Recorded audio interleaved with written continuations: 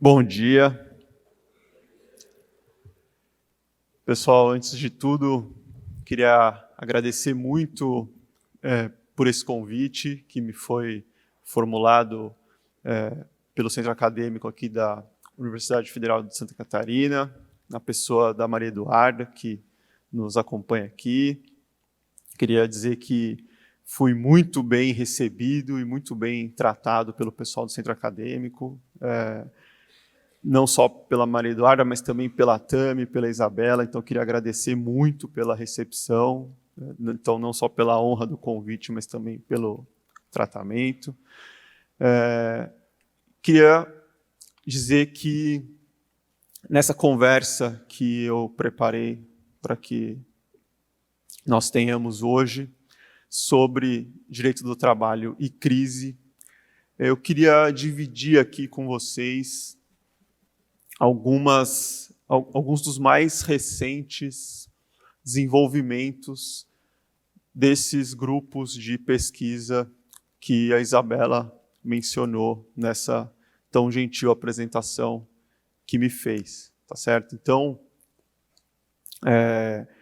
vocês vão ver, conforme eu for passando aí a apresentação que eu preparei, que eu vou, enquanto debater os temas com vocês, fazer menção a diversos textos, porque, de fato, como vocês já devem ter ouvido durante esse período de vocês aí na universidade, e é uma coisa muito importante para se ter sempre em mente durante a vida universitária,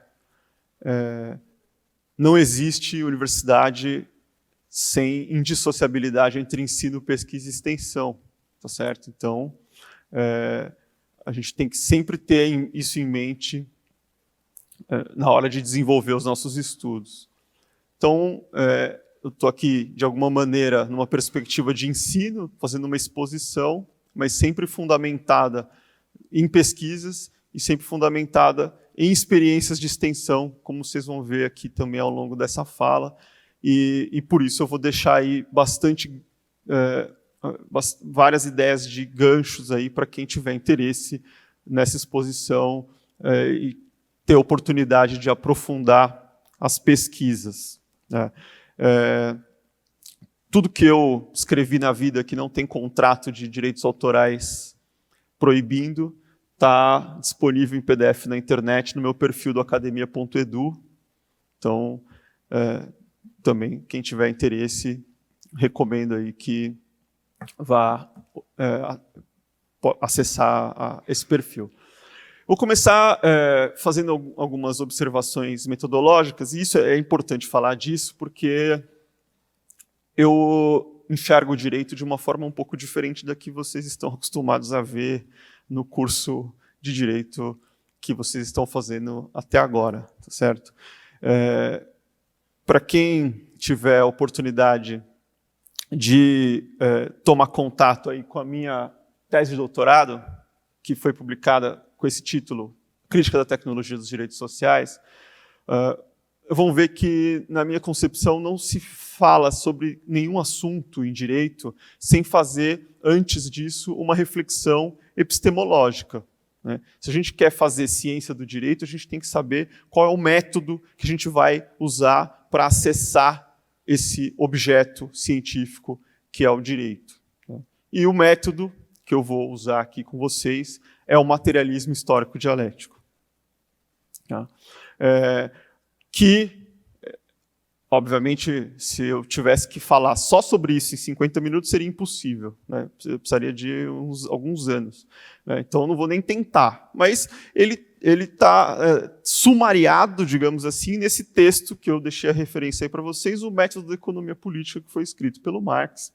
E ele foi desenvolvido para lidar com o direito por um jurista soviético chamado Evgeny Pashkukanis. Eu participei da equipe que fez a revisão técnica da tradução desse livro para o português, chamada Teoria Geral do Direito, também deixei a referência.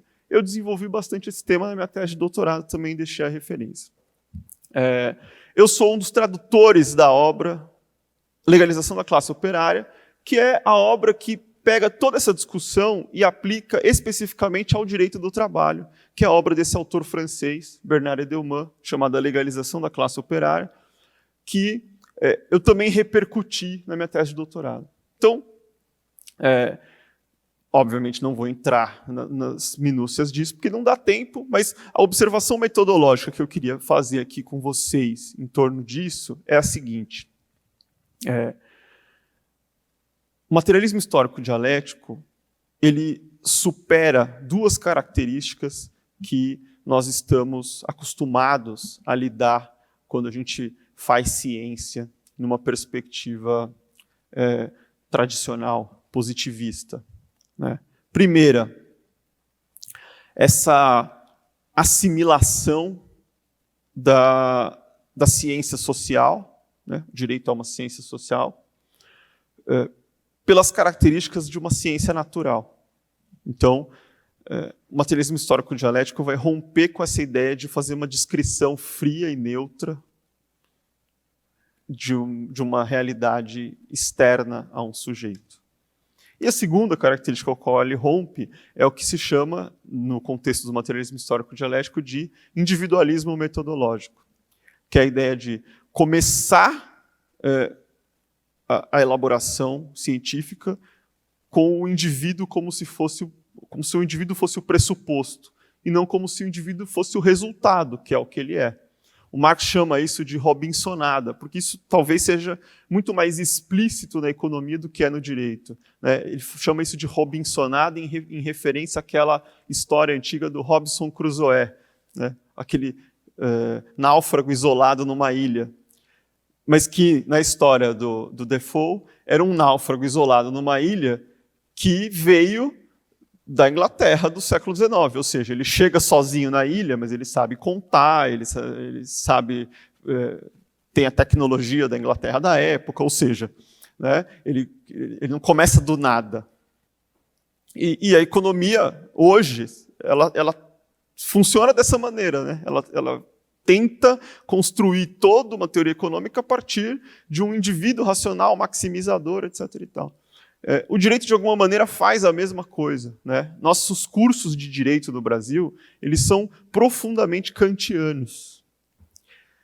E esse kantismo dos cursos jurídicos, ele está baseado justamente nisso, em elevar o indivíduo à categoria fundante da experiência ética, que é um resultado histórico que só aparece no século XVIII, alçado à condição de um pressuposto científico. O materialismo histórico dialético ele desfaz isso, porque ele coloca um papel de proeminência no que o Marx vai chamar de o motor da história, que é a luta de classes. E aqui, para entender isso, também é necessário fazer um parênteses. Luta de classes não é um conceito exclusivamente político. Né? A gente tem a tendência a achar que luta de classe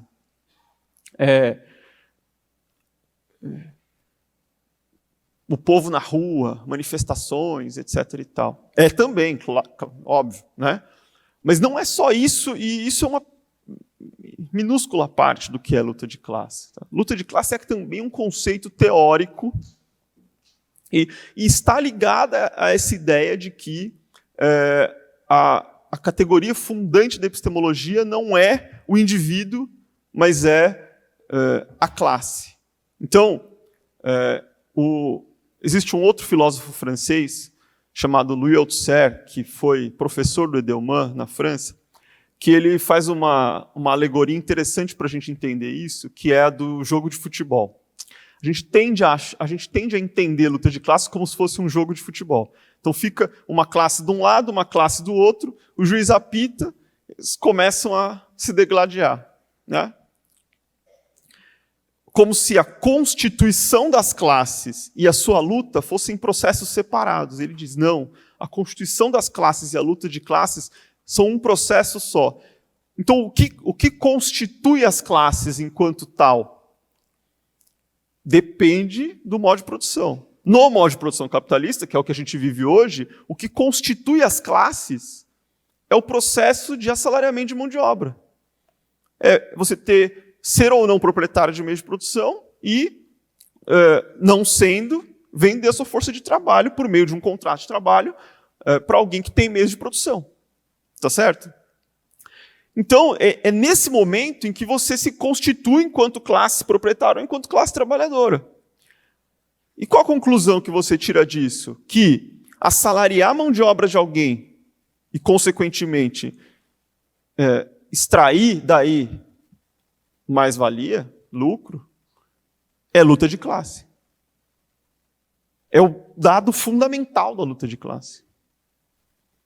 A exploração é o dado fundamental da luta de classe. Tudo o mais, inclusive a dimensão política da luta de classe, vem daí.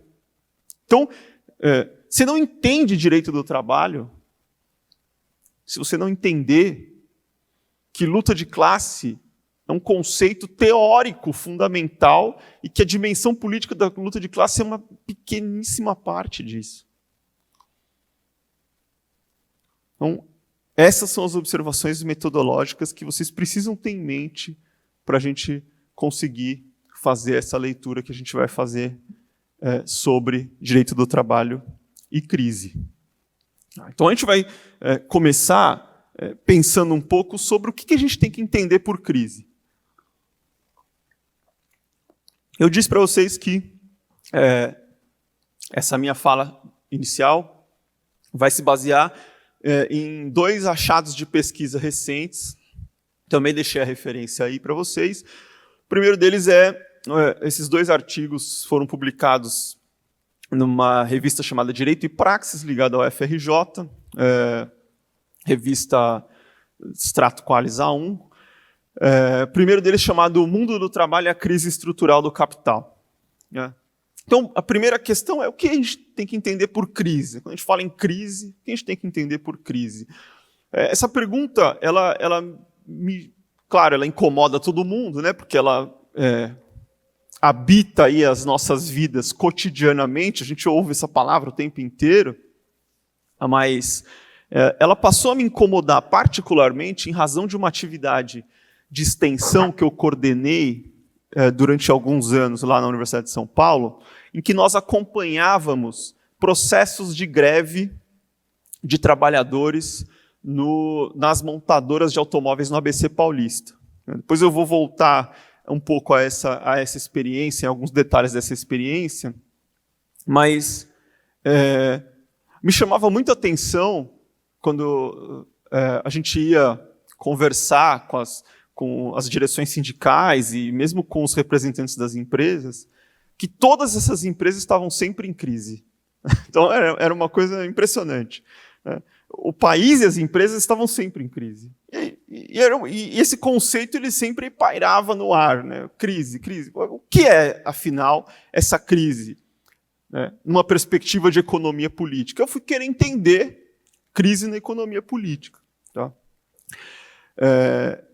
E eu fui procurar na fonte do que é a maior obra de economia política já escrita nesse planeta, que é o Capital.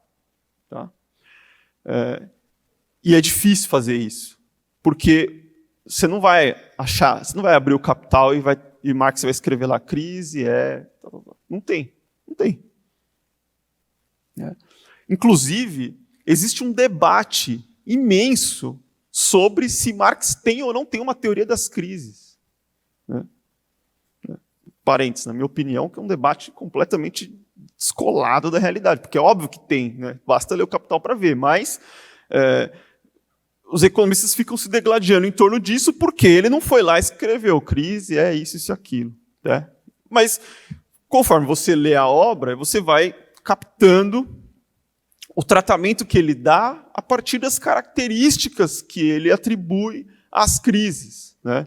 Então, o Capital é um livro muito peculiar, porque ele vai alternando movimentos de tratamento teórico com tratamento histórico. Então, ele começa num nível de abstração muito alto, depois ele vai trazendo mais para a materialidade, né? O movimento que vai do livro 1 ao livro 3 é exatamente esse, é o de passar da abstração para, de fato, o ciclo efetivo da reprodução mundial do capital, enfim. Então, você vai ali capturando essas nuances que estão espalhadas pelo texto, né? E dali a gente consegue, então, tirar, em princípio, duas características que nos ajudam muito a entender, inclusive, a relação que a crise apresenta com o direito do trabalho, né? Que é um desenvolvimento que a gente precisa fazer hoje, porque, obviamente, Marx não viu o direito do trabalho que a gente está vendo. Ele não existia do jeito que ele existe na metade do século XIX, quando ele estava escrevendo o Capital, né? Então, a primeira característica que o Marx destaca é o caráter violento das crises, né? E a segunda é a sua tendência cíclica. Tá? Então, como assim caráter violento, né? Parece uma coisa simples e óbvia. Então, para tentar te trazer isso para a realidade, tirar da abstração, né? Quando a gente lembra da crise de 29, para quem gostava de estudar história, ou quando a gente lembra da crise das hipotecas em 2008, para quem gosta mais do noticiário, bom, se bem que vocês eram muito crianças ainda nessa época, né? Talvez não se lembre. Mas estou ficando velho. É uma coisa que vem de uma hora para outra, né? De repente está tudo funcionando, aí o JP Morgan fala, o Lehman Brothers fala, não tenho mais como fechar o balanço porque esses créditos não vão ser pagos, eles são podres. E aí, de repente, toda uma estrutura vem abaixo, de repente. Né? Por isso, o caráter violento. Né? Não é uma coisa que vem se deteriorando, acaba, buf. Ou, de repente, a Bolsa de Nova York quebra, acabou. Empresas, ações que existiam, não existem mais, viraram pó, de uma hora para outra. Um caráter violento. Isso parece algo banal, mas não é banal. Por que isso é violento? Porque, vai dizer o Marx, a produção capitalista é uma produção contraditória. Ela tem aspectos contraditórios. E isso está intimamente ligado à relação que existe entre trabalho e força de trabalho. Ao fato de que nós estamos falando de um modo de produção, que é o modo de produção capitalista, mas que este modo de produção é mediado pela circulação de mercadorias. Olha que loucura. Nós estamos tentando produzir os bens necessários para a nossa sobrevivência, como fizemos a vida inteira, né? Por materialismo histórico dialético, é isso que vai caracterizar a vida humana, é produzir os meios necessários à sua sobrevivência, diferentemente do que faziam os animais, que simplesmente se apropriam de forma imediata do seu entorno. A gente não, a gente tem que produzir o que a gente precisa para sobreviver. Só que, se você pensar nos modos de produção anteriores, essa produção ela é feita como relação direta entre os produtores. Então, eu tenho uma terra, eu chamo alguém e falo assim, você trabalha na minha terra e eu deixo você produzir também para você. Feudalismo. Tá certo? Agora não. Agora, para você poder sobreviver, você precisa ser dono de uma coisa, que é a sua capacidade de trabalhar, vendê-la para alguém, pegar dinheiro e usar esse dinheiro para comprar o que você precisa para sobreviver. Então, o que intermedia a sua sobrevivência e a produção dos meios de sobrevivência necessários é esse dinheiro. E aí parece que a circulação de mercadorias é o que organiza tudo. Mas, na verdade, a circulação de mercadorias é uma aparência de uma relação de exploração entre quem tem meios de produção e quem trabalha.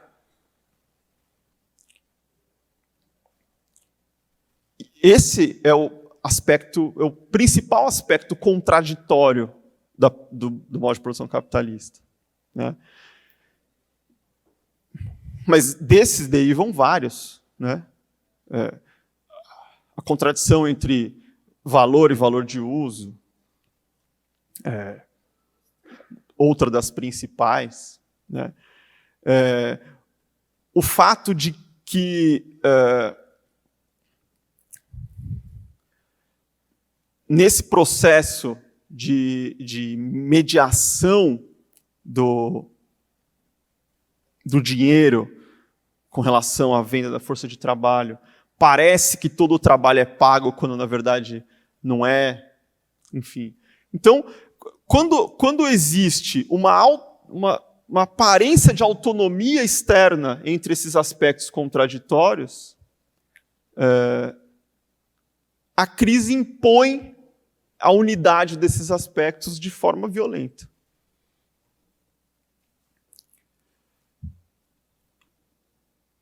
E a tendência cíclica? Por que a crise é cíclica no capitalismo? Né? Porque no capitalismo desenvolvido, só há capitalismo desenvolvido quando a gente atinge o ponto da acumulação ampliada, ou da reprodução ampliada. Ou seja, se você tem um certo dinheiro,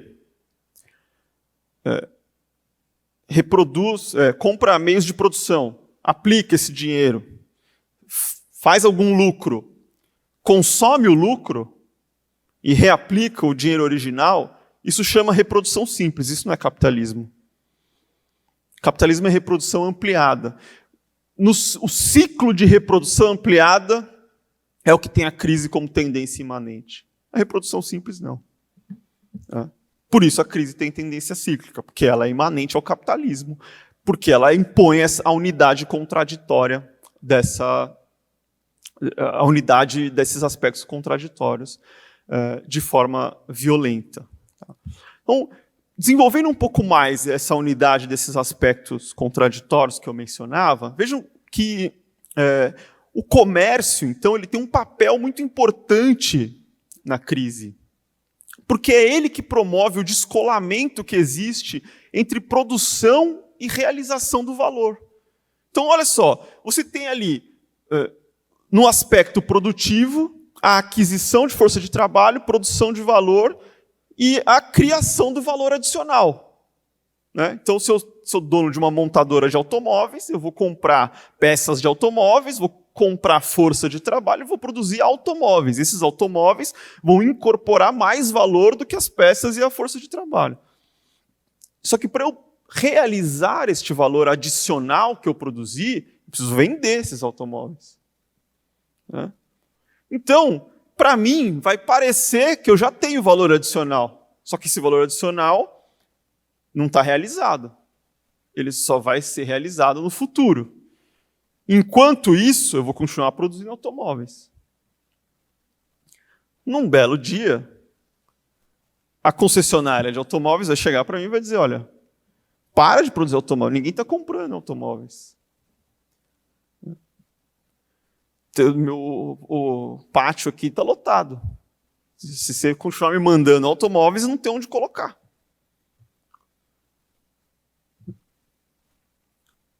E isso que vai provocar a crise. Então, olha só que interessante.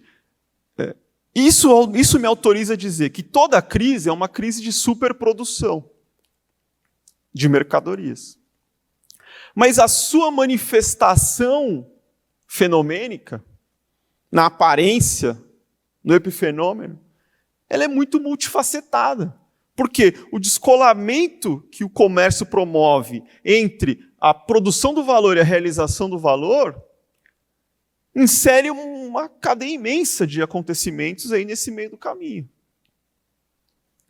Então, a crise ela pode aparecer como quebra da bolsa, ela pode aparecer como choque do petróleo, ela pode aparecer como crise do subprime, hipotecas, como um monte de coisa. Ela pode aparecer como guerra. A Primeira Guerra Mundial era uma crise, que era a manifestação epifenomênica de uma crise econômica, que inclusive atrasou em 15 anos a crise de 29. A gente também vai passar um pouco por isso, né? Então, para a gente conseguir visualizar, né, um pouco melhor isso, vou fazer uma leitura panorâmica, bem panorâmica, dessa materialidade histórica dessas crises, né? Isso está também, para quem tiver interesse, num outro texto meu aí, chamado Os Limites do Bem-Estar no Brasil. Fala-se de uma crise final do capitalismo, de uma crise definitiva, etc. e tal, desde 1870. Por incrível que pareça, em 1870 já se falava que haveria uma crise definitiva, que o capitalismo não aguentaria mais. E ela foi, obviamente, sendo adiada, né? Então, principalmente pela expansão de mercado, né? Então, de 1870 até 1914, a gente observa uma disputa de um neocolonialismo que leva à Primeira Guerra Mundial. Tem uma destruição de capital muito grande que adia a crise. A gente tem a crise de 29, a gente tem a Segunda Guerra Mundial. A gente tem o estado de bem-estar social na Europa, com a entrada em cena do Estado, né, que dá uma nova dinâmica para esse problema. Gente, lógico, isso aqui também dava alguns anos de conversa, eu estou só dando uma panorâmica, leitura panorâmica que eu fui generoso, né? Eu estou dando uma notícia de que esse debate existe para a gente chegar aqui ao ponto central da coisa, né? Então a entrada do Estado deu 40 anos de respiro para a organização do modo de produção capitalista, até chegar o choque do petróleo na década de 70. Pois esse problema volta a acontecer em 2008, que na verdade é um problema nunca resolvido, né? Assim, a crise de 2008, ela não acabou, nunca, se você observar friamente, né? Ela foi sendo arrastada. E ela culmina com a pandemia de Covid, que o mundo não sabe bem o que fazer com ela, na verdade, em termos econômicos, né? Mas, trazendo aqui para a nossa questão, né? O Brasil ele passa a sofrer mais profundamente os efeitos da crise de 2008, e aí por isso eu digo que ela não acabou, né? Para vocês verem como a dinâmica desses processos, ela tem que ser observada sempre numa perspectiva muito macroscópica, né? Quer dizer, quem imaginaria em 1870 que a crise de 1870 ia redundar 44 anos depois numa guerra mundial? Então, isso só pode ser observado sempre numa perspectiva histórica, retrospectiva e macroscópica. Então, a crise de 2008, ela só vem gerar os seus efeitos mais nefastos no Brasil 6 anos depois, a partir de 2014. Né? Então, de novo, vocês não vão lembrar disso, porque vocês eram crianças, mas quando Lehman Brothers estavam quebrando nos Estados Unidos, o presidente Lula dava entrevista na televisão falando assim, lá é tsunami, aqui é marolinha. Né? Assim, porque, de fato, a quebra dos bancos americanos não afetou imediatamente a economia brasileira. Né? Só que, lógico, os incentivos estatais que foram dados ali começam a provocar um processo de desindustrialização meio silencioso e um sugamento de recursos da nossa economia que uma hora ia gerar seus efeitos, né? Uma hora ia mostrar sua face. E começa a mostrar em 2014, começa a mostrar 6 anos depois. Desencadeado por uma crise política. Né? Isso talvez vocês já tenham idade para lembrar. Né? A presidenta Dilma foi reeleita em 2014 e, a partir do momento que ela foi reeleita, ela não conseguiu mais governar. Né? a desestabilização política começou, não esperou nem virar o mandato, ela começou imediatamente após o resultado da eleição, com história de recontagem de votos, ação disso, ação daquilo, etc. e tal, e foi um processo de sangria que durou 2 anos até chegar no momento do impeachment. E isso, obviamente, precipitou uma crise econômica. Tudo isso, nesse outro texto que eu referenciei aí, Financiamento Sindical, Direito do Trabalho e Crise, está tratado aí com uma fartura de dados que junto com o meu amigo Gustavo Seferian, professor da UFMG, nós levantamos. Esse processo que a gente vive aqui, especialmente aí no imediatamente pré-2014, já começando, durante essa lógica da desindustrialização, é um processo muito pernicioso, né? E esse exemplo prático que eu queria trazer aqui para vocês, ele mostra muito isso. Que é o que eu me referia sobre a chamada crise das montadoras do ABC, né? Bom, vocês sabem que no ABC Paulista a gente tem lá, já desde a passagem da década de 50 para a década de 60, inúmeras montadoras de automóveis instaladas lá, né? Todas elas estrangeiras, certo? Alemãs, norte-americanas, etc. Consequentemente, essas montadoras, por serem estrangeiras, têm matrizes no exterior, que são suas proprietárias, e que, portanto, lucram com o lucro dessas montadoras. Essas montadoras remetem lucros para o exterior, né? Então, isso também é uma coisa importante na dinâmica da divisão internacional do trabalho, né? Quer dizer, a classe trabalhadora brasileira sustenta, de alguma maneira, como sustentou durante várias décadas ao longo do século XX, o estado de bem-estar social europeu, né? Isso nunca pode ser esquecido quando a gente estiver falando de questões de trabalho e direito de trabalho também.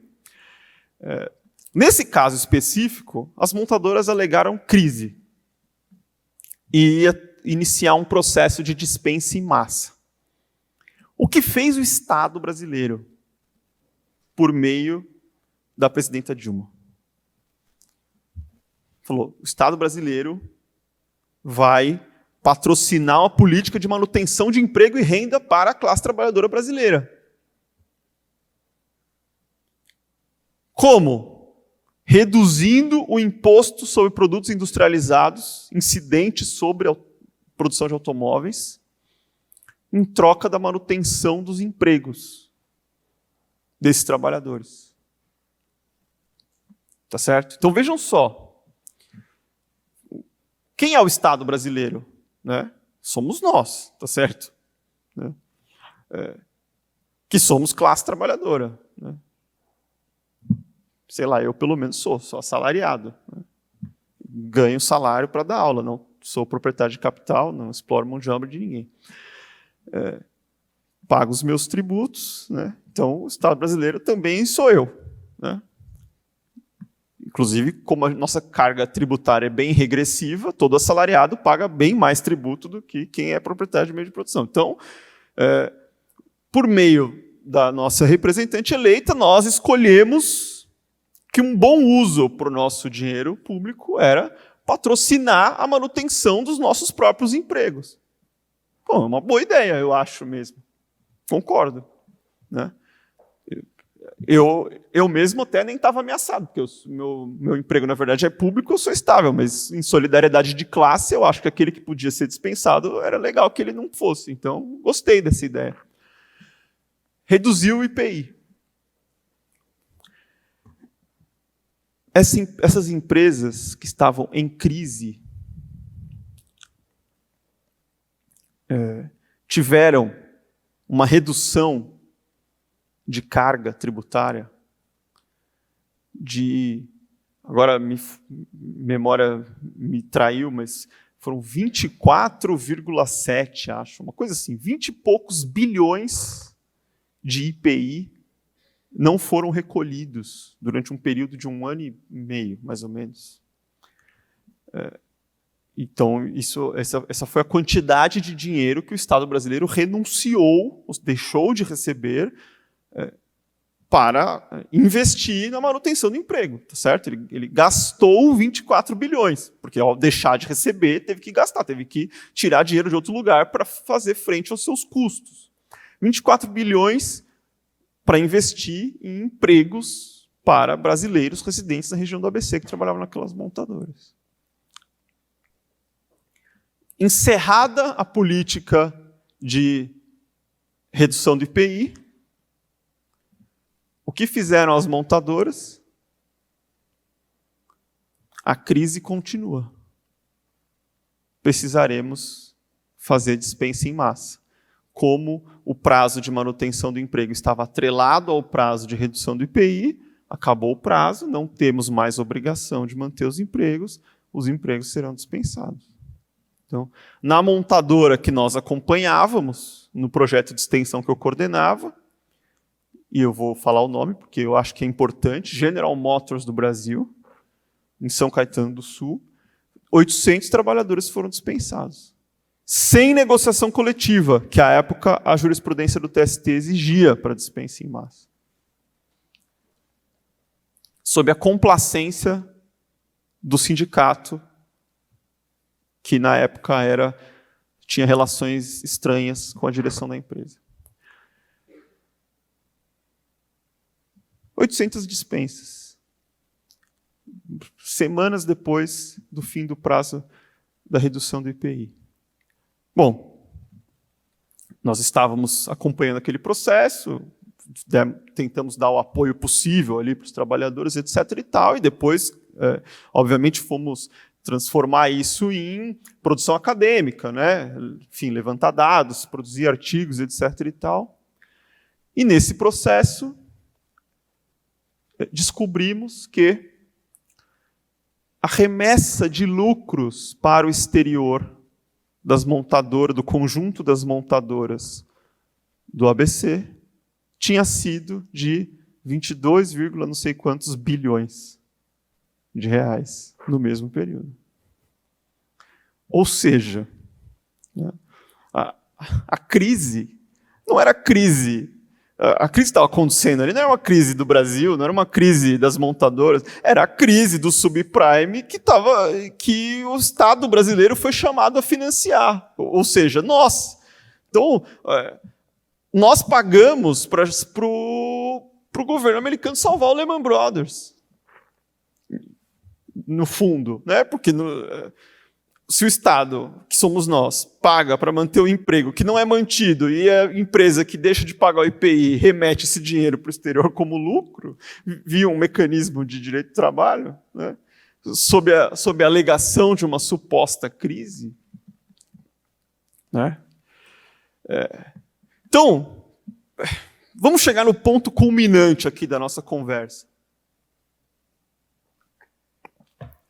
que é o direito do trabalho e a crise. Né? Acho que talvez a principal tarefa que eu tenho aqui hoje seja resgatar uma obra que é clássica, que é um artigo escrito em 1998, então, portanto, a maioria de vocês não tinha nascido, escrito pela professora Aldaci Rachid Coutinho, professora titular da Universidade Federal do Paraná, chamado Direito do Trabalho de Emergência. Tarefa. Vocês vão sair daqui hoje, vocês vão chegar em casa e vão ler esse negócio. Vocês vão ver que ele foi escrito em 1998, mas parece que ele foi escrito hoje. E vocês vão ver que, quando a gente está na perspectiva política da luta de classes, as coisas não mudam. Por quê? Porque nós estamos enredados nessa... Tinha um filme antigo, quando eu tinha tempo à tarde para ficar assistindo Sessão da Tarde, chamava O Feitiço do Tempo, ou algo assim. E aí o filme falava de um de um feriado, chamava o Dia da Marmota. O cara acordava todo dia no mesmo dia, né? Ele estava preso numa mágica lá e todo dia ele acordava no mesmo dia, né? A gente tá vivendo o Dia da Marmota, né? Todo dia a gente acorda e nós estamos em crise, e a culpa da crise é do direito do trabalho, e a gente precisa acabar com o direito do trabalho para resolver a crise. E aí a gente lê o artigo do professor Aldacir Coutinho de 25 anos atrás, quase, né? 98, eu nem estava na graduação ainda, em Direito. Eu tô dando aula na USP há 9 anos. Olha só, nesse intervalo, eu fiz graduação, mestrado, doutorado, passei no concurso, estou dando aula na USP há 9 anos. E os caras estão fazendo a mesma... a gente está preso no Dia da Marmota desde então. A quantidade de ataques e de reduções que o direito do trabalho sofre nesse período é muito grande. E o que acontece? Não acontece nada. Por quê? Porque isso não é economia, isso é luta de classe.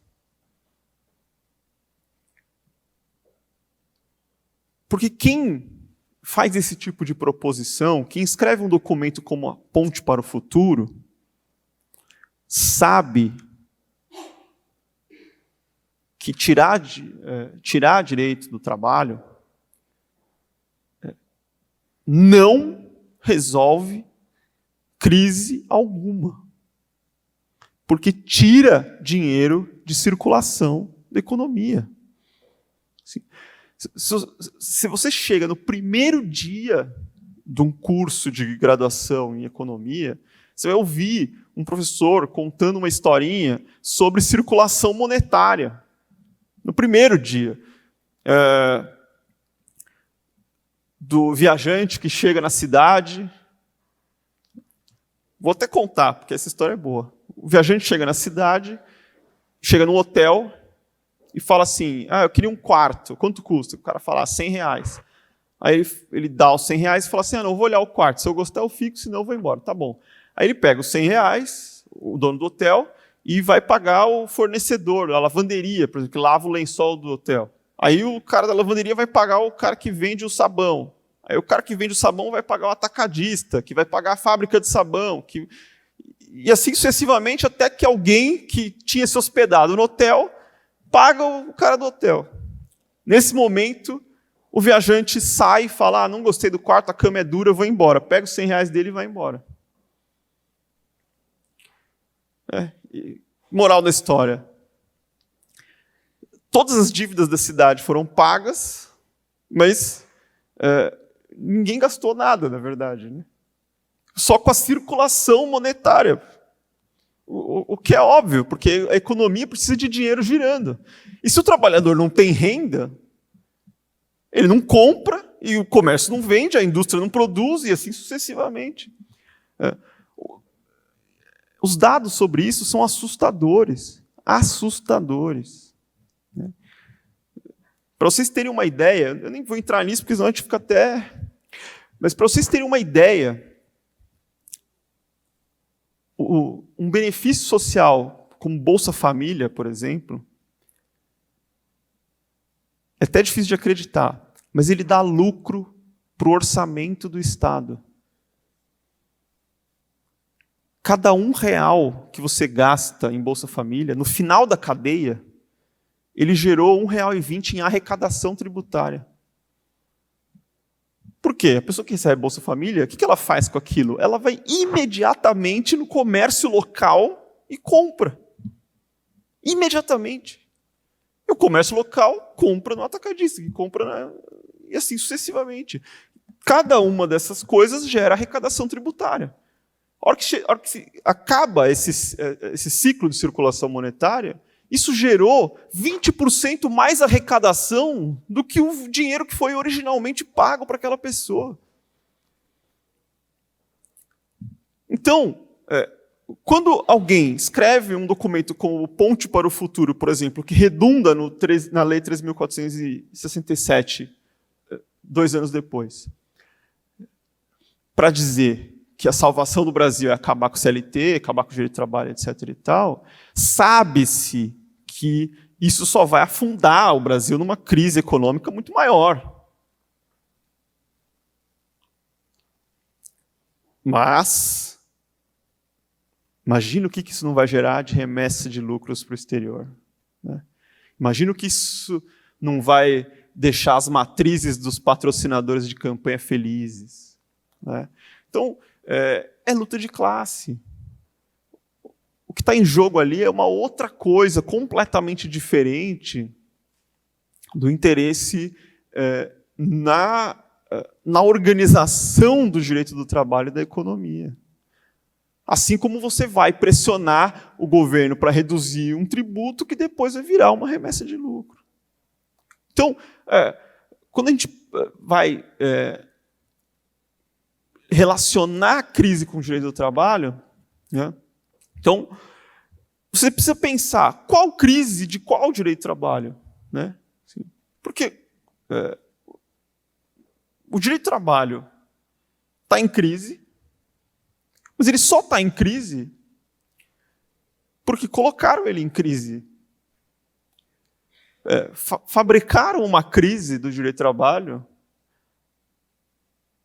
para poder colocar os trabalhadores na defensiva de um embate de classe que nós estamos, no momento, perdendo.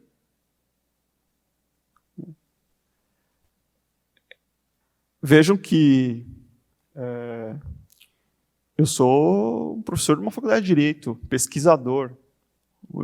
Como vocês acho que puderam ver aí nos meus slides, a única coisa que eu sei fazer, né, modéstia à parte, bem, é estudar e escrever.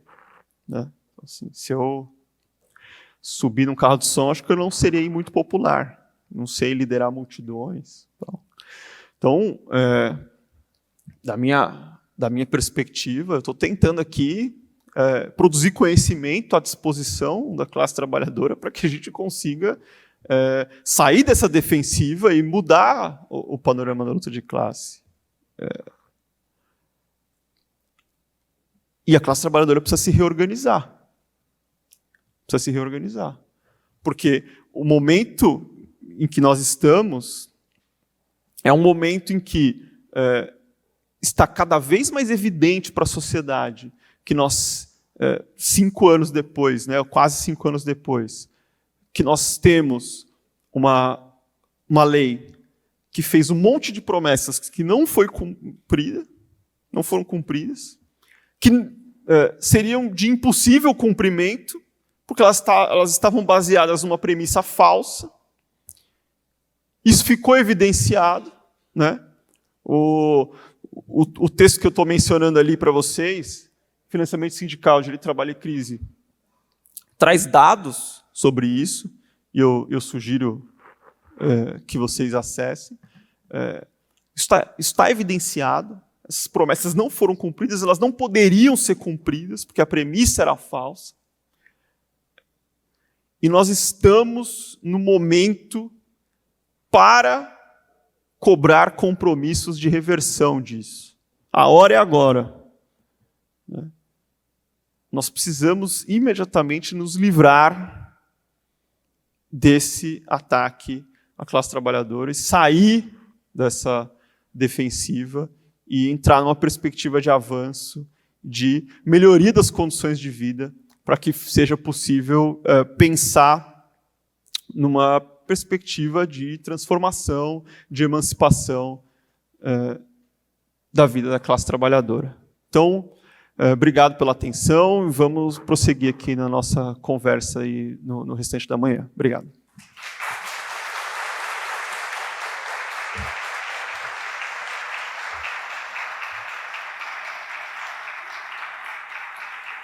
Muito obrigada, Dr. Flávio, pela excelente exposição. Agora passo a palavra para a professora Carla Soares tecer seus comentários a respeito da palestra. Bom dia, pessoal. Que legal estar aqui com vocês. Excelente, professor. Parabéns ali pela sua abordagem. Então, gente, primeiro, assim, parabenizar vocês por estarem aqui empreendidos nessa discussão que é tão importante.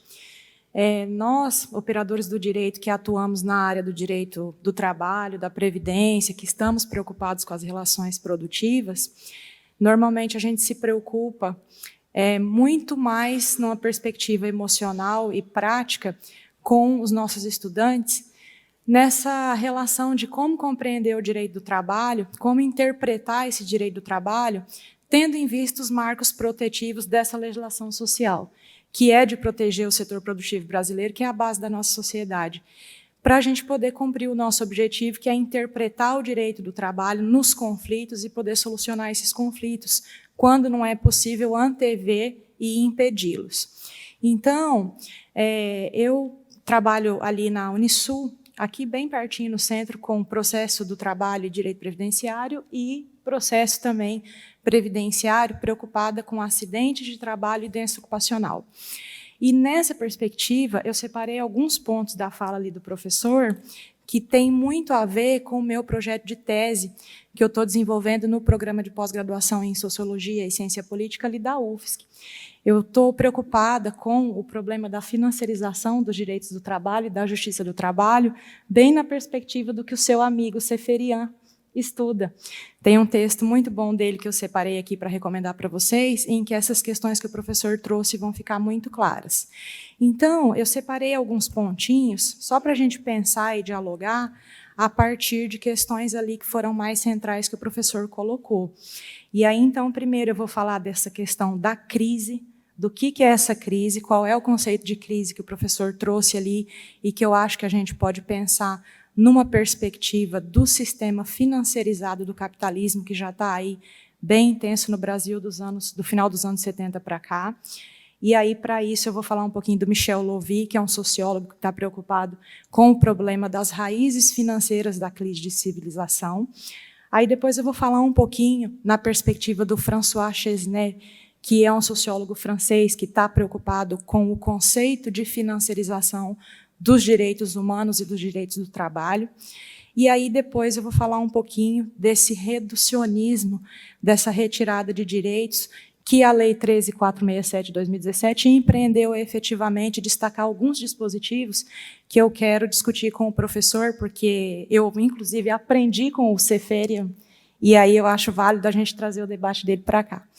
E aí, no final, então, falar dessa questão que eu considero que é a mais problemática, que é a gente pensar que essa retirada de direitos empreendida pela reforma trabalhista de 2017, que foi consolidada pela previdenciária de 2019, por isso que eu trabalho com elas duas numa perspectiva de mostrar o modo como isso expressa, na verdade, um projeto de sociedade que tem a intenção de manter as relações de dominação e de exploração, que são as demandas do capitalismo contemporâneo, porque no momento que a reforma trabalhista abriu caminho para o mais alto grau de exploração da classe trabalhadora, a reforma previdenciária cimentou esse caminho, impedindo os trabalhadores de acessar direitos, diminuindo aí o gasto do Estado. Então, eu vou levantar a questão de que isso não é um problema só de violação dos direitos humanos do trabalhador, que não tem mais acesso aos direitos do contrato de trabalho, que é explorado no mais alto grau e que não tem acesso aos benefícios previdenciários. Não é só isso. O problema também é para o tomador de serviço brasileiro.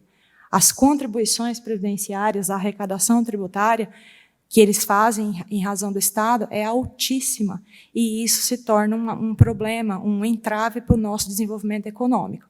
Então, a gente tem problema no âmbito da sociedade civil e no âmbito da sociedade política, decorrentes disso que o professor está chamando de crise. Então, nessa perspectiva, é que eu queria falar um pouquinho só desses pontinhos mesmo.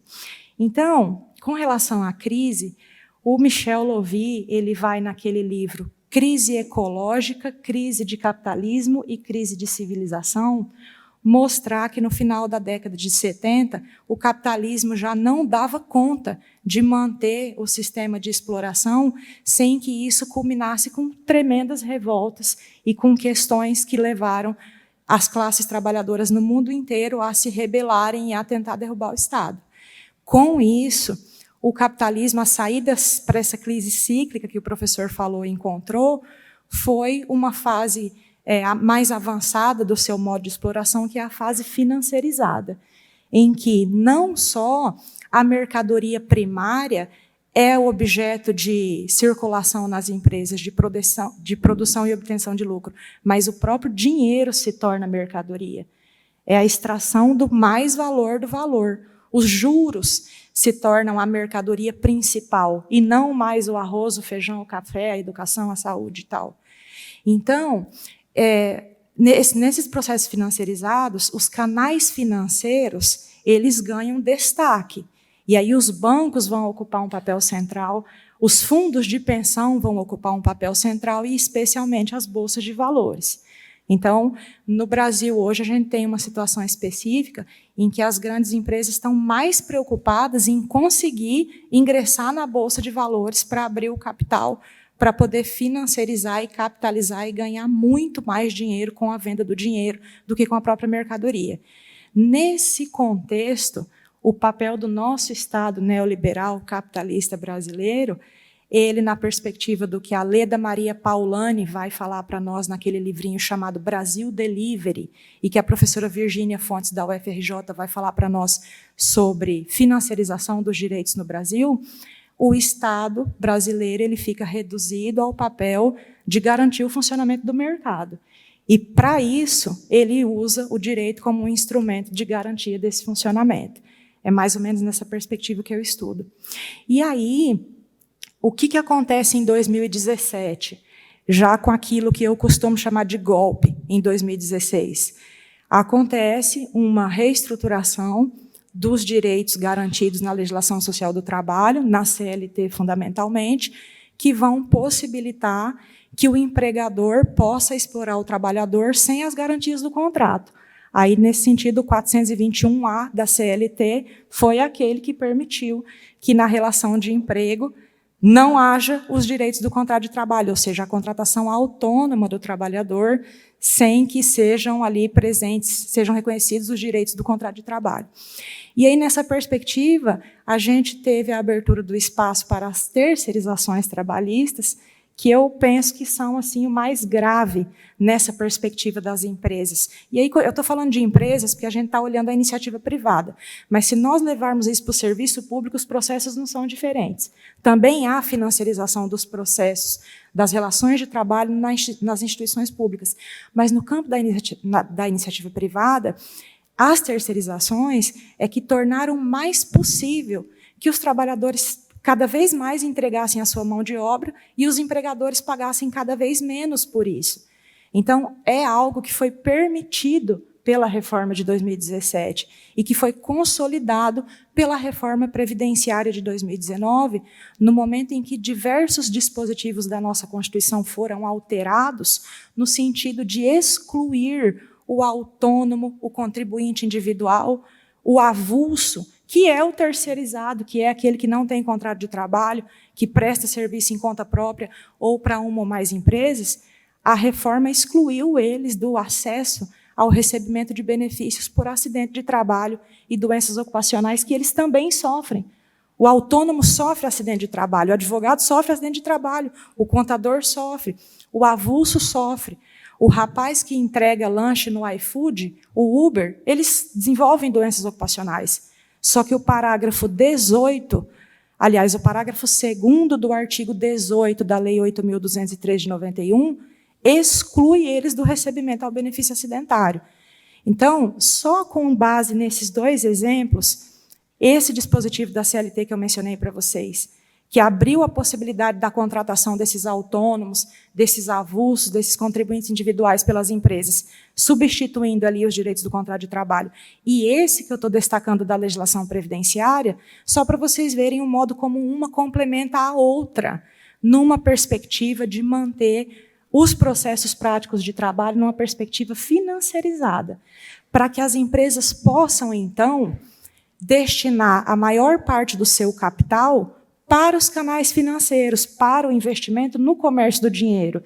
Com isso, sobra muito pouco para o empresário manter contato de trabalho, pagar férias, 13º, manter os direitos que são inerentes do contrato. É muito mais barato o empresário ter um empregado avulso ou um contribuinte individual, um trabalhador avulso ou um contribuinte individual do que um empregado. E isso tem uma razão muito clara. Sobre para se investir nos canais financeiros. E aí a gente vai ter ações na Bolsa de Valores, na perspectiva das empresas, e fundos de pensão na perspectiva previdenciária. O que isso tem a ver, daí, com o problema do nosso desenvolvimento econômico, que é um dos principais argumentos para toda e qualquer reforma? Vamos reformar o sistema tributário.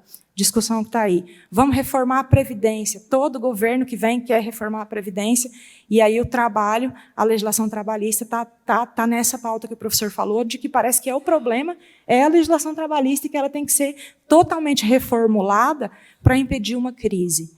Na verdade, não é isso. Na verdade, se a gente for olhar naquela perspectiva que o Karel Kozik, na dialética do concreto, vai falar da relação de aparência e realidade, a gente pode entender que, na verdade, a gente tem um projeto de sociedade que vai se consolidando, que vai entravando não só o desenvolvimento econômico, porque as empresas perdem, o Estado perde e o trabalhador perde, mas que violam os direitos humanos dos trabalhadores, que trabalham cada vez mais e têm cada vez menos acesso aos direitos humanos, que estão ali como fundamentais no caput do 5º da Constituição, no caput do 6º e no 7º, que é aí um dos maiores ganhos da nossa Constituição de 88. Então, são esses pontinhos que eu separei, que eu achei muito interessantes, e dizer assim que eu fiquei muito contente de poder ouvir e discutir, porque a gente trabalha na mesma perspectiva teórica, e é muito gostoso quando a gente encontra alguém que pensa a legislação parecida com a gente. E agradecer, então. Obrigada.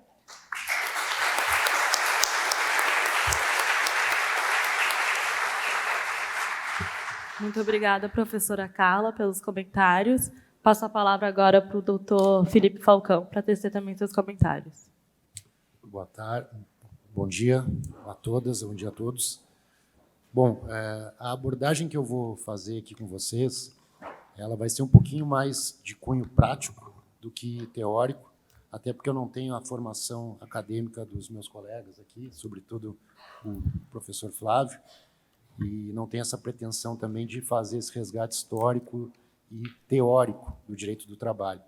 Então, rapidamente, dizer para vocês que é um prazer muito grande estar aqui, ver vocês estudando direito do trabalho. Espero que vários aqui continuem nessa área, passem a atuar na área trabalhista, que é uma área que tem sofrido bastante nos últimos anos, a gente sabe disso, tem sido atacada verdadeiramente pelas últimas reformas, pela última reforma, pelas últimas mudanças legislativas. Rapidamente dizer para vocês que a OAB, como apoiadora desse evento, ela possui uma comissão de direito do trabalho, onde eu atuo, sou presidente, uma comissão já de algum tempo que existe, tem mais ou menos 150 advogados, e tem um papel muito importante a comissão no sentido de fomentar as discussões práticas e também teóricas que os advogados vivenciam na sua praxe. Então, assim, nos últimos 2, 3 anos, a gente passou por uma série de eventos muito graves, né? A pandemia, essas situações refletiram na nossa atuação trabalhista, no próprio processo do trabalho, nas audiências trabalhistas, vocês já devem ter percebido, e nas relações de trabalho como um todo, que a gente sabe que se aprofundou o trabalho em home office, agora se discute bastante essa retomada para o trabalho presencial e todos os impactos que isso gera no direito do trabalho e no processo do trabalho. Então, só para dizer que a OAB tem um papel importante. Ontem vi que a presidente Cláudia Prudêncio esteve aqui com vocês também, fazendo a abertura do evento, e o papel da OAB é fundamental nesse sentido de garantir as prerrogativas dos advogados e da sociedade como um todo, protegendo de alguma arbitrariedade que possa vir a ocorrer. Tentando trazer as minhas considerações aqui para o tema central da palestra, muito bem ministrada pelo professor Flávio Batista, também pela professora Carla, fez ótimos comentários. Eu queria só fazer um resgate rapidamente, um resgate histórico, e vocês talvez tenham começado a ter contato com a área trabalhista, vão começar a estudar o direito do trabalho e os princípios de direito do trabalho, vão ouvir falar muito do Américo Plá Rodrigues, que é um jurista uruguaio, aqui pertinho da gente, que sedimentou essa noção de direito do trabalho, dos princípios de direito do trabalho, sobretudo os princípios protetivos que garantem ao empregado uma série de privilégios, por assim dizer, em matéria trabalhista, em matéria de direito material. Em matéria de direito processual, se discute essa possibilidade também da proteção do hipossuficiente. Mas a gente sabe que, depois dessa construção de Américo Plá Rodrigues, a gente percebe a CLT, na era Vargas, em 1943, que consolidou uma série de leis que já existiam e também criou algumas outras garantias para os trabalhadores. Então, já data de 1943, claro que as alterações legislativas não pararam, elas vão acontecendo ao longo dos anos. A CLT apenas fez uma compilação de uma série de leis já existentes e agregou novas regras. E aí, dando já um pulo histórico aqui para não me alongar, a gente também passou por movimentações importantes legislativas através do CPC de 2015, e aí já em matéria processual, e chegamos aqui, claro que eu estou pulando bastante coisa, mas chegamos na reforma trabalhista em novembro de 2000, que passou a viger em novembro de 2017. E aí foi objeto da fala do professor Flávio, também da professora Carla. Essa legislação, a 13.467/17, ela alterou substancialmente a CLT, normas de direito material e processual. E, como bem lembrou o professor Flávio, se vendeu a ideia que ela geraria mais empregos, mas essa realmente é uma falácia muito grande. Na verdade, isso, para quem tem um pouco mais de senso crítico, já percebeu essa falácia na sua origem, né? Talvez uma parte da população tenha acreditado nisso, mas era realmente de se duvidar que, com uma mudança legislativa, se criasse empregos. A gente sabe, um pouquinho de noção de economia, que isso não funciona dessa forma. O que também se vendeu na época para aprovar essa reforma, na época o presidente era o presidente Temer, né? Foi depois do impeachment da presidente Dilma. O que se vendeu também, e aí já trazendo um pouquinho mais para o meu nicho aqui, para onde eu trabalho, que é a prática do direito do trabalho, o processo do trabalho. Eu já sou advogado há mais de 20 anos. O que se vendeu foi que tinha uma distorção em alguns, e aí isso é importante a gente detalhar aqui, uma distorção em processos trabalhistas de algumas condenações em valores superiores àqueles que se entendia devido. Mas é importante dizer que naquela época, hoje o cenário mudou, era uma pequena fração dos processos trabalhistas, né? Não refletia a maioria dos processos. A maioria dos processos, nós sabemos, se discute basicamente verbas rescisórias, que não são pagas, então fazem parte de um universo de processos muito menores. Essa é a síntese da Justiça do Trabalho, esse é o grande volume da Justiça do Trabalho, alguma outra questão ligada às horas extras, etc. e tal, mas assim, nada de tamanha monta que se vendeu na época da aprovação da reforma trabalhista, no sentido de que os processos traziam condenações muito grandes, era necessário rever a legislação.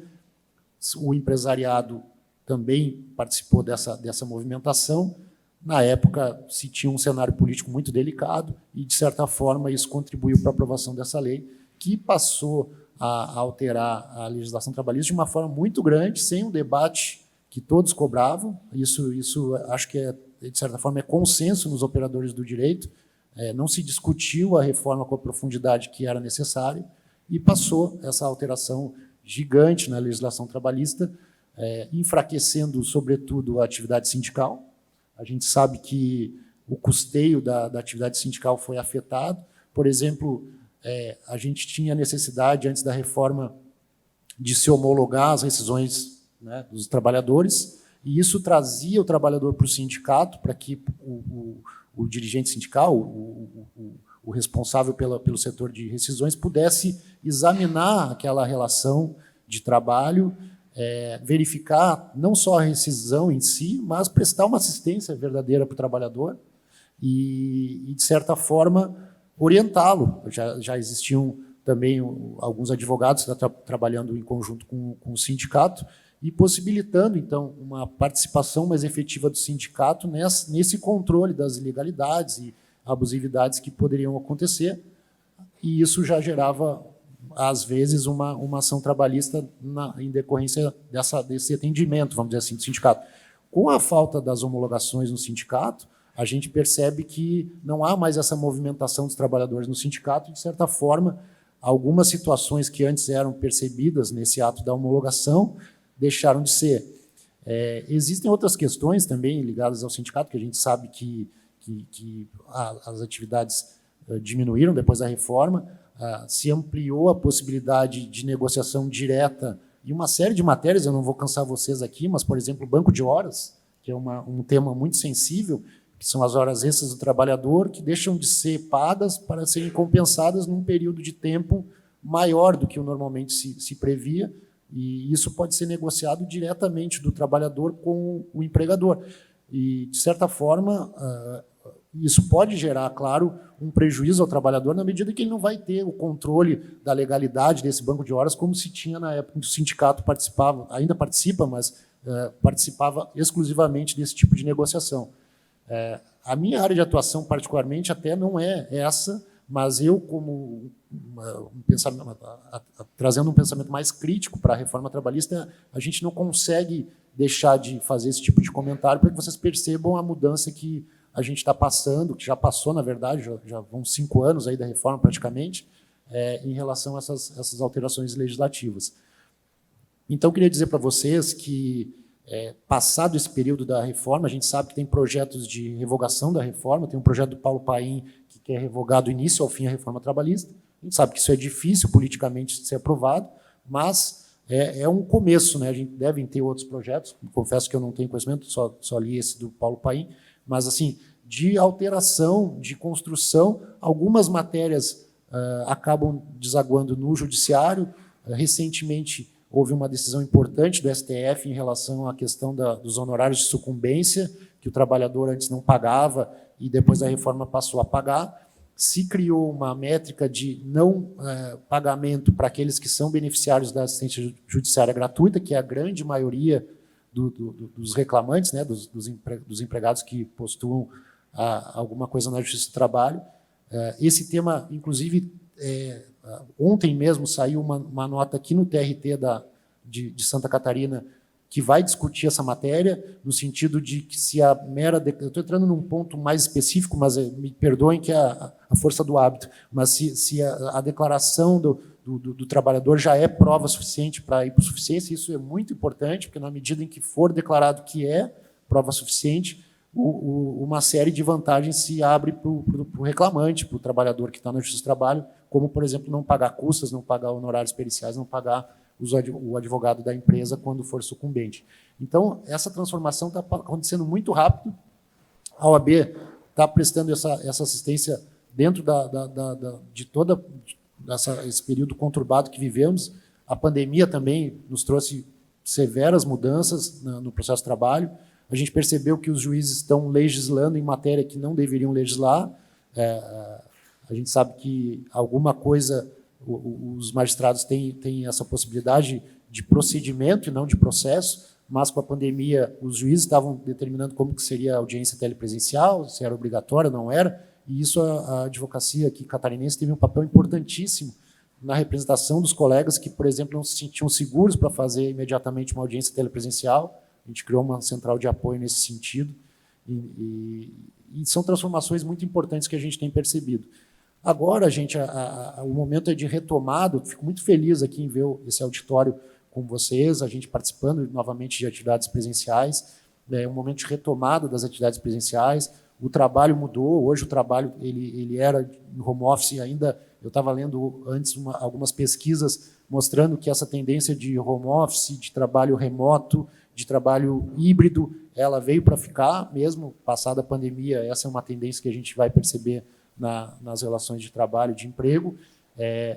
E uma questão que se impõe, e vocês já devem ter percebido, é o direito à desconexão, né, do trabalhador, que é uma tendência também que a gente vem percebendo no direito do trabalho, que é a possibilidade do empregado desligar mesmo da empresa. A gente sabe que hoje o uso de ferramentas como WhatsApp, e-mail, não permitem essa desconexão. Essa é uma matéria também muito relevante. Então, para dizer para vocês aqui, tentei, de alguma forma, trabalhar alguns aspectos práticos que são da nossa vivência, fazer alguma manifestação sobre o que foi trazido, sobretudo da reforma trabalhista, alguma opinião pessoal e algumas questões que a gente percebeu na prática. Dizer para vocês que é um prazer muito grande ter participado aqui do evento, sobretudo na companhia de tão diletos professores. Foi realmente um prazer muito grande. Muito obrigado por todos.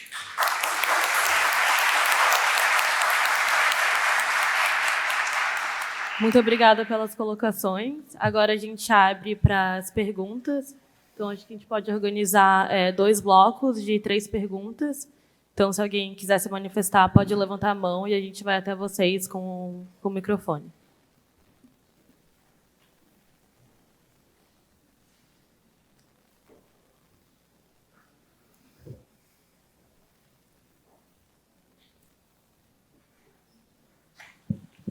Bom dia. A minha pergunta vai para o professor Flávio, também com relação à professora, a matéria ali. Com o gancho ali dessa questão da historinha ali que ilustra do viajante, do hotel, frente a essa tendência cíclica da crise, eu queria saber se, na tua opinião, uma possível solução seria aumentar, para toda essa tendência cíclica, uma possível solução seria aumentar os direitos trabalhistas remuneratórios para aumentar a quantidade de giro capital. E se sim, como induzir as entidades privadas a fazer esse incentivo financeiro ao trabalhador?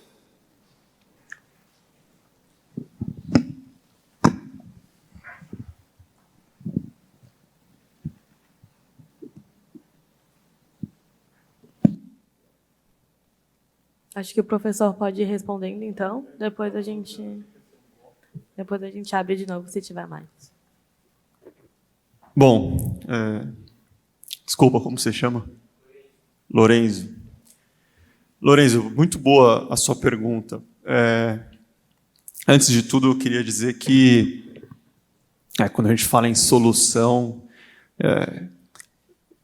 eu acho que deixei bem explícito que solução, para mim, é superação do modo de produção, tá? Assim, mas eu entendi que a sua pergunta ela se coloca em termos internos, né? O modo de produção. Não, uma brincadeira, desculpa. Não, séria, mas é uma brincadeira. Não, veja só. Justamente quando a gente pensa em ação do Estado de intervenção na economia, historicamente isso foi chamado exatamente de medida anticíclica, tá certo? Justamente porque a intervenção do Estado na economia ela impede a perspectiva cíclica da crise. Exatamente nessa chave que eu colocava de que a injeção de dinheiro na circulação monetária ela acaba estimulando essa reprodução. Tá certo?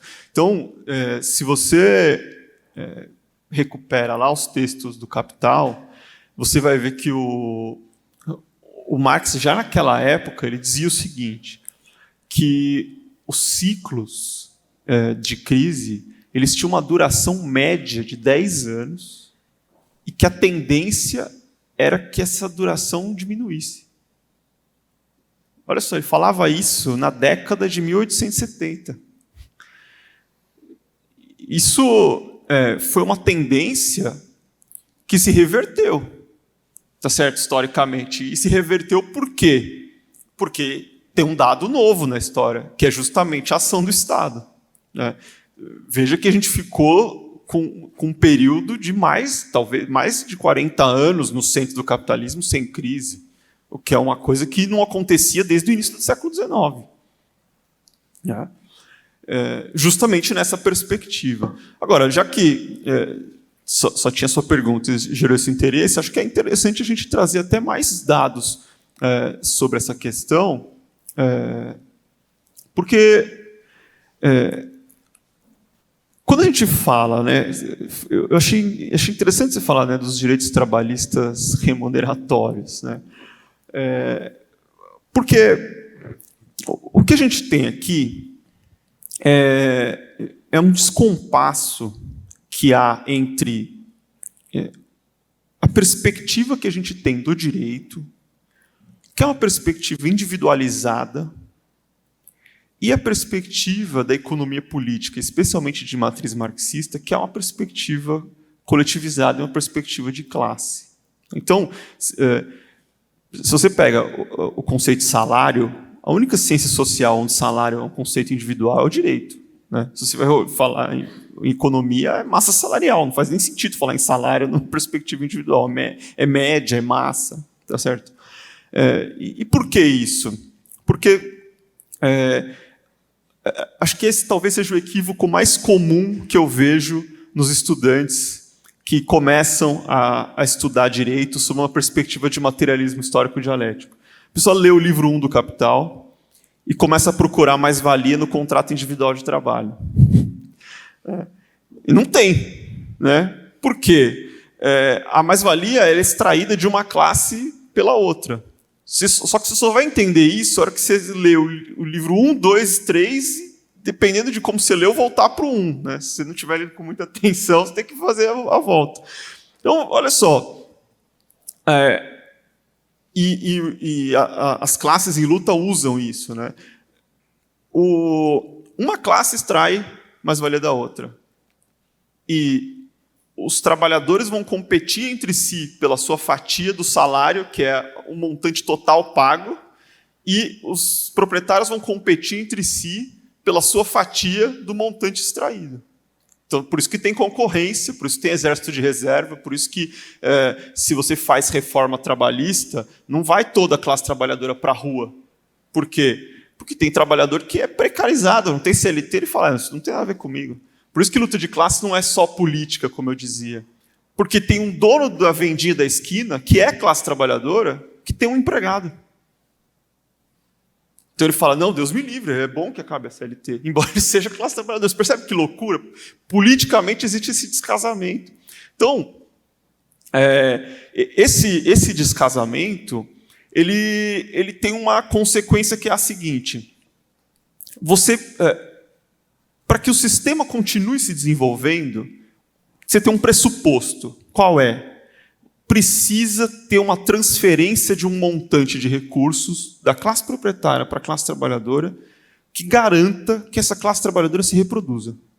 Ou seja, essa classe trabalhadora ela precisa estar viva, em condições de trabalhar, e precisa estar criando prole. Né? Agora, o intervalo em que isso acontece é muito amplo. Especialmente num contexto como a gente vive hoje, de exército de reserva grande. Então, aí a luta de classe entra em cena. Porque você pode fazer reprodução da classe trabalhadora num nível ótimo, num nível bom, num nível razoável, num nível horroroso. E tudo isso funciona. De alguma maneira. Pode precipitar o ciclo, pode alongar o ciclo, mas de alguma maneira funciona. Então, para tentar, com todos esses elementos, dar uma resposta pontual para a sua pergunta, aumentar os direitos remuneratórios é anticíclico. O que faz? Alonga o ciclo. Entendeu? Alonga. Como incentivar a iniciativa privada? Política pública. É a forma que o Estado tem, dentro do modo de produção capitalista, para fazer esse tipo de incentivo. Mas o efeito que isso vai ter é alongar o ciclo. Nesse ponto, veja, é lógico que eu falando aqui, né, eu sempre tomo esse cuidado, porque eu não quero fazer parecer que é a verdade contra a bobagem. Não é. Isso é uma cisão teórica fundamental. E eu estou argumentando aqui contra um professor emérito da Universidade de São Paulo, que é o professor Francisco de Oliveira, que entende contra mim. Né? Que diz que direitos sociais ele chama de direitos do antivalor. Ele diz: direitos sociais, se bem manejados, podem levar a uma transição de modo de produção. Eu não acredito nisso. Eu sustentei em contrário na minha tese de doutorado. Para mim, eles prolongam o ciclo e não tem o condão de fazer transição de modo de produção. Mas existe essa corrente alternativa. Temos mais perguntas? Bom dia, meu nome é Isadora. E a minha pergunta vai para o professor Flávio. O senhor menciona, né, que a classe trabalhadora ela necessita reivindicar esses direitos oprimidos, que acarretaram, né, na atual crise do direito do trabalho. Eu queria que o senhor assim, explicitasse, frente aos seus estudos, né, demonstrou ser um grande estudioso. Queria agradecer também a belíssima fala. Então, como que a classe poderia se portar nesse sentido? Temos mais alguma? Tá bom, então acho que... Isadora, sua pergunta também ela é muito boa, porque ela permite a gente refletir um pouco sobre a passagem entre esses dois níveis da questão da luta de classe, né? E essa passagem ela é muito difícil, essa comunicação ela é muito difícil, porque uma coisa é a gente falar de classe trabalhadora nesse nível teórico que eu estou falando, que é relativamente mais simples, né? Principalmente depois que o professor Ricardo Antunes, da Unicamp, cunhou um conceito que é o de classe que vive do trabalho, né? Para dizer que, bom, nesse nível teórico de abstração que nós estamos tratando, a questão é quem vive do seu próprio trabalho ou não, tá certo? Agora, quando você traz isso para a materialidade da vida, e no exemplo que eu dei, você observa que o dono da vendinha, que assalaria um ajudante ali, é classe trabalhadora, porque ele faz reprodução simples e não reprodução ampliada, então ele não é capitalista, mas ele é empregador. Isso fica muito complicado, politicamente e juridicamente, né? Isso me levou a dirigir minhas pesquisas mais recentes para a perspectiva do direito sindical, né? E para tentar levar essa crítica imanente sobre a perspectiva do materialismo histórico-dialético para as categorias fundamentais do direito sindical. Por quê? O nosso direito sindical ele se movimenta desde 90 anos, né, quando ele começou a ser organizado ali no governo Vargas, em torno de uma ideia, que é a ideia de categoria, que é uma das mais geniais invenções da classe proprietária para controlar a classe trabalhadora. Porque se você organiza o sindicato por meio da categoria, a categoria está totalmente cindida. A classe trabalhadora está totalmente cindida. Então, eu não sou trabalhador, eu sou metalúrgico, eu sou têxtil, eu sou comerciário. Ou cada um com seus interesses próprios e aquilo, né, aquilo que eu disse que os trabalhadores concorriam pela sua fatia, se acirra, inclusive nessas disputas intersindicais que se colocam na materialidade. Só que esse sistema foi criado no varguismo 90 anos atrás, de uma perspectiva muito bem articulada, com toda uma sistemática que levava em conta a exclusividade de representação, o espelhamento entre sindicalismo patronal e sindicalismo trabalhista, de modo que essa negociação fosse vinculante para toda a categoria na chave da exclusividade de representação. Então, de modo que você, sendo ou não sendo filiado ao sindicato, a negociação te abarque. Com um sistema de financiamento sindical obrigatório. Então, tudo isso sempre formou um sistema fechado. E a reforma trabalhista, a Lei 13.467, ela cometeu, a meu ver, um erro estratégico na perspectiva da classe proprietária, que foi desmontar esse sistema. Porque ao desmontar esse sistema, como ele é fechado e como ele é articulado, você não consegue desmontar ele por partes, né? É teoricamente incoerente você desmontar o financiamento sem desmontar a categoria, sem desmontar a exclusividade de representação, etc. e tal. Então, eu acho que, da nossa perspectiva jurídica, a ideia seria desmontar o resto dessa estrutura. Por quê? Porque a classe trabalhadora não pode mais ficar dividida, respondendo a sua pergunta. É só com unidade de classe que a classe trabalhadora avança. Eu sei que essa resposta é um pouco tautológica, porque, veja só, como que você faz isso? Isso é um desafio político de grande monta, tá certo? Mas, a meu ver, passa, e aí essa eu acho que é uma resposta um pouco menos tautológica, passa por não subordinar política, com P maiúsculo, ao calendário eleitoral. Que é uma coisa que a classe trabalhadora faz desde que eu me entendo por gente, e arrisco dizer que antes, embora eu não tenha testemunhado. Não pode, né? Então, a gente precisa de uma organização de classe trabalhadora que seja unitária e que não se submeta às dinâmicas de urgências eleitorais de ocasião. Eu acho que é só nesse momento que a gente vai conseguir ter alguma perspectiva de sair de uma defensiva.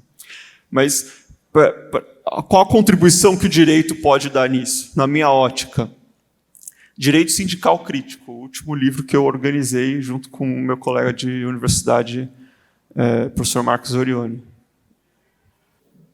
Olá, bom dia, meu nome é Vinícius, e eu gostaria de saber que a mão de obra, hoje em dia, ela é muito abundante, existem muitos trabalhadores, e, pela lógica capitalista, tudo que tem grande abundância é muito barato.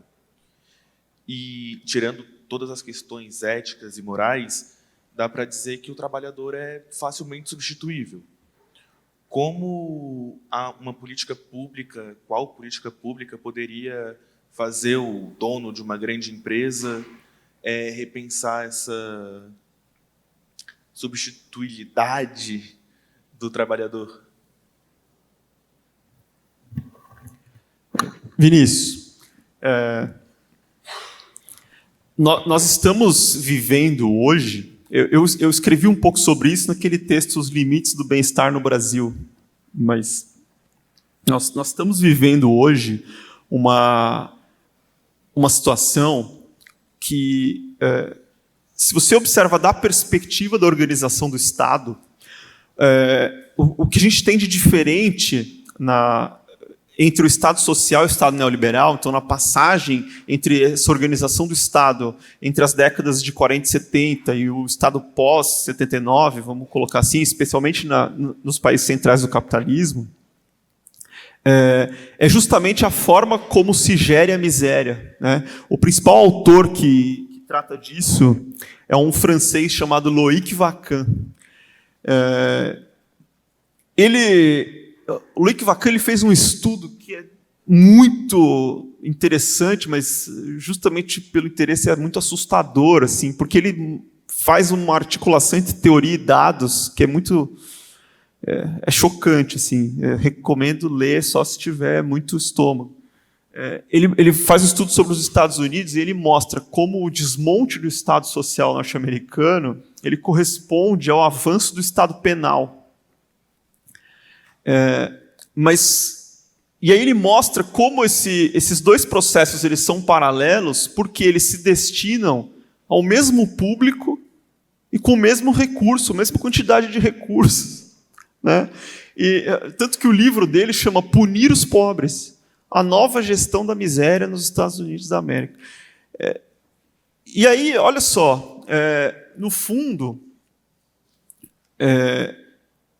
quando ele faz esse estudo e ele faz essa oposição, ele não coloca isso de maneira muito explícita, mas o que está pressuposto na obra do Wacquin é que tem uma oposição entre dois modelos, que seria o modelo europeu e o modelo norte-americano, e o pressuposto é o reconhecimento de que existe uma multidão de, entre aspas, pessoas sobrantes no sistema, né? E que a gente precisa saber o que a gente vai fazer com essas pessoas. E essas pessoas são um problema do Estado. E o Estado precisa tomar uma decisão política fundamental. O Estado precisa sustentar essas pessoas, que é o que seria uma generalização meio tosca, o modelo europeu, ou o Estado precisa tomar alguma medida diferente dessa. E o que os Estados Unidos faz é prende. Mas perceba que nos dois casos não existe o concurso da iniciativa privada nisso. Porque de alguma maneira se toma como pressuposto que isso virou um problema geral, né? Então, se a gente observa, por exemplo, nossa própria Constituição, né, onde tem como direito dos trabalhadores, lá no artigo 7º, proteção do emprego contra a automação, por exemplo, né, que iria nessa... Quer dizer, no primeiro nível de formulação de política pública, que é o nível constitucional, nós temos a política pública. Mas como isso se materializa nos outros níveis? Né? Não tem. E você vai ver, na Europa tem? Não tem. Nos Estados Unidos tem? Não tem. Não tem porque talvez seja mais caro impor à iniciativa privada algum tipo de medida do que simplesmente sustentar essas pessoas. E aí justamente por isso que nos últimos anos se popularizou tanto o debate acerca de políticas de alocação universal. Por isso que o Piketty faz tanto sucesso. Né?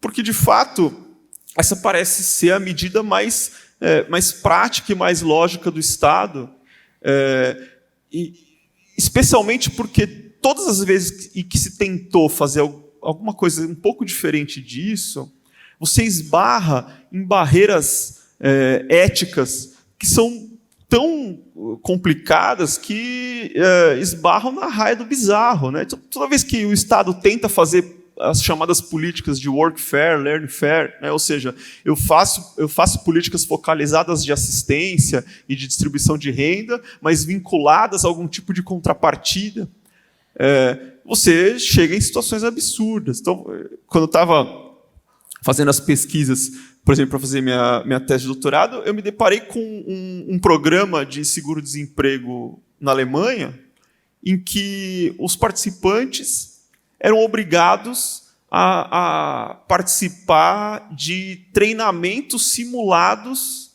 num supermercado. Falso. Então, olha só, para o sujeito receber o seguro-desemprego, ele tinha que fingir que... Eles tinham dois grupos, eles se alternavam. Um grupo fingia que trabalhava, o outro fingia que comprava e depois trocava. Era um supermercado de mentira, com caixa de mentira, com produtos de mentira.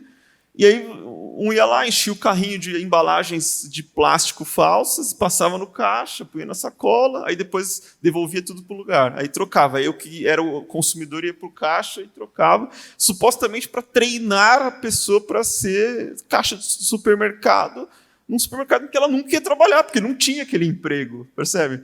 Então, assim, isso é uma coisa que foi desaparecendo, porque, de alguma maneira, se aprendeu que esses empregos não existem. E que, de alguma maneira, o Estado vai ter que sustentar essas pessoas. Né? Eu acho que eu te responderia por aí. Então, nos encaminhamos para o final da palestra. Novamente, muito obrigada ao professor Flávio, ao doutor Felipe, à professora Carla pela participação e a todos os presentes e todos que participaram com perguntas.